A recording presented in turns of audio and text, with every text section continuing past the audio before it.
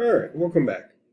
So here we'll another infinite series, a series involving k x to the x minus 1 to the k.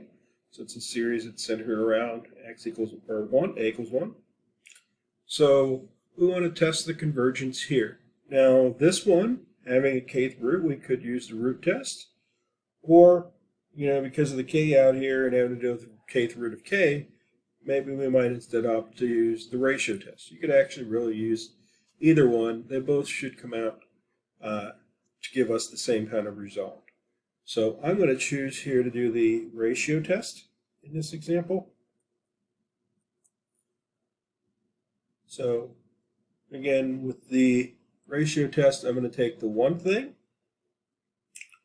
So I would do first term, k plus 1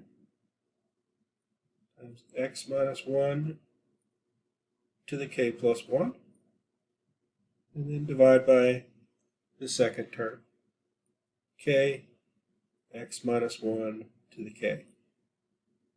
And then we want to work that out.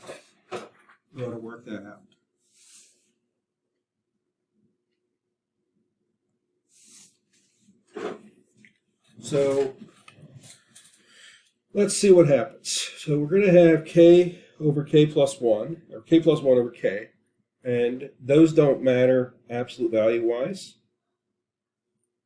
And then we're going to have an x minus 1 to the k plus 1 over x minus 1 to the k.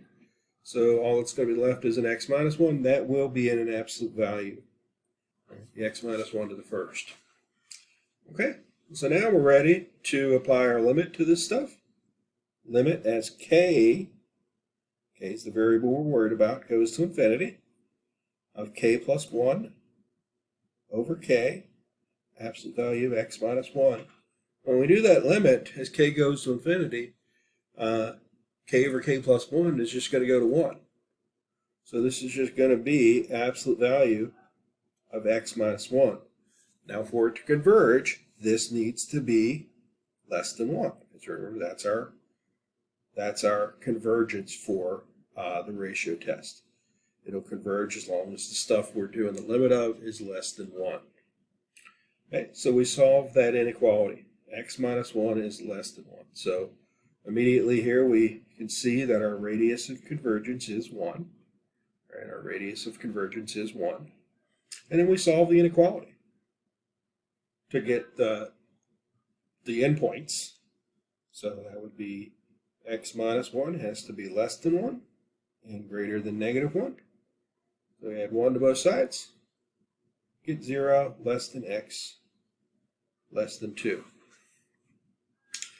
Now we still have to test the endpoints, 0 and 2, to see whether or not the series will converge. Because as you remember in the last example, we had it converging at the lower endpoint but diverging at the upper. So it's fully possible that it could converge at both endpoints, or it only converges at one of them, or it doesn't converge at any of them. And so we do test our endpoints, and again, we're going back into the original series.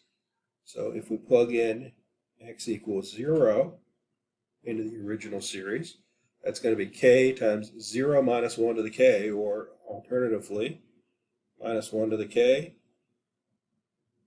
times k. And of course, that thing's going to diverge. How do I know it diverges? Well, look at the limit of the underlying sequence in this alternating series, right? The limit doesn't go to 0, so we know it's going to diverge. Okay, so it's not going to converge there. What about x equals 2? Well, that's going to be 2 minus 1, which would be 1. 1 to the k would be just 1. So that's just going to be the sum of k, right? Because 1 to the k is always going to be 1. But by the divergence test, that series doesn't go to 0. So it's going to diverge as well by the divergence test. And so therefore, it doesn't go at either endpoint. So in our question here, our radius of convergence is 1, and the interval of convergence is the interval for 0 to 2. So whatever this is going to converge to, it's only going to do it between 0 and 2.